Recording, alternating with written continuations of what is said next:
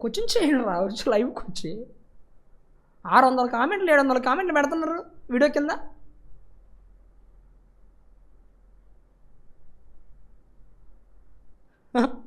నన్ను భయపడుతున్నావు అంటున్నారు. మరి నిజంగా నన్ను ఫోన్లు చేసి నన్ను ఏదో అడుగుతారు అని నేను ఆశపడ్డాను. అది మీ నెంబర్లోనే పెట్టండి, అందులోనే కామెంట్ల కింద మీ నెంబర్లోనే పెట్టండి, నేను మాట్లాడతాను కదా. ఎవడికి ధైర్యం ఉంది, ఎవడికి దమ్ము ఉంది?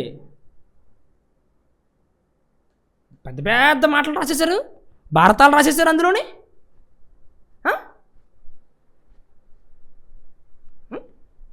ఏంటండి కామెంట్ల మీద కామెంట్లు, కామెంట్ల మీద కామెంట్లు తెగ రాసేశారు. ఏమైపోయారు? నేను ఇంకా అబ్బా నన్ను నిరుత్సాహపరిచేసారా, నన్ను చెద్దకు కూడా చెవులు మూసేస్తాను అనుకున్నాను. ఇవాళ మీ కామెంట్లు చూసి 3 నెలలకు ఒకసారి వస్తున్నాను ఒకడు.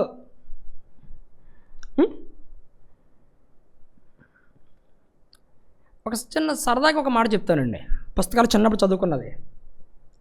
ఖడ్గ తెక్కనకు ఆయన ఉన్నాడు, ఖడ్గ తెక్కన్నానండి వినండి. ఇప్పుడు లైవ్లో ఉన్న వాళ్ళు వింటారు సరదాగా. పాపం ఖడ్గ తెక్కనకు అతను ఉండేవాడట, యుద్ధంలోంచి ఇంటికి వచ్చాడట.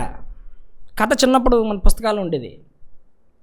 ఇంటికి వచ్చేస్తే అక్కడ యుద్ధం చూస్తే వారావారి జరుగుతుంది, ఈయన చూస్తే గుర్రమేసిన ఇంటికి వచ్చేసాడు అని భార్యకు డౌట్ వచ్చి, యుద్ధం నుంచి పారిపోయి వచ్చాడు అని డౌట్ వచ్చి ఆవిడ ఏం చేసిందంటే మంచం అడ్డు పెట్టి చీరలు కప్పి ప్లేట్లో పసుపు గాజులు పెట్టి, సరే వచ్చారు కదా స్నానం చేసిండి అన్నదట అలా ఆవిడ.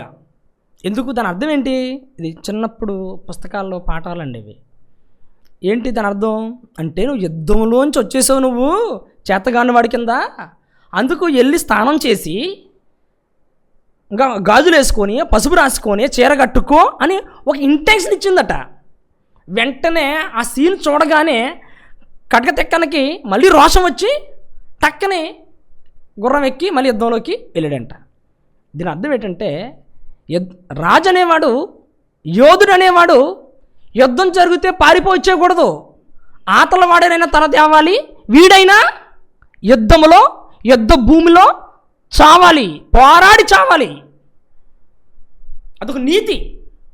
ఏదైనా నిలబడ్డామంటే, దేని మీద నిలబడ్డామంటే చావు వరకు, అంతం వరకు, కడ ప్రాణం ఉన్నంత వరకు, తుది శ్వాస వరకు పోరాడాలి.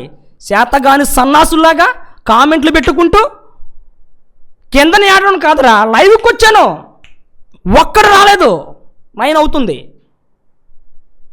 మీ వంశం తీసుకురండి చేత కాకపోతే మీకు.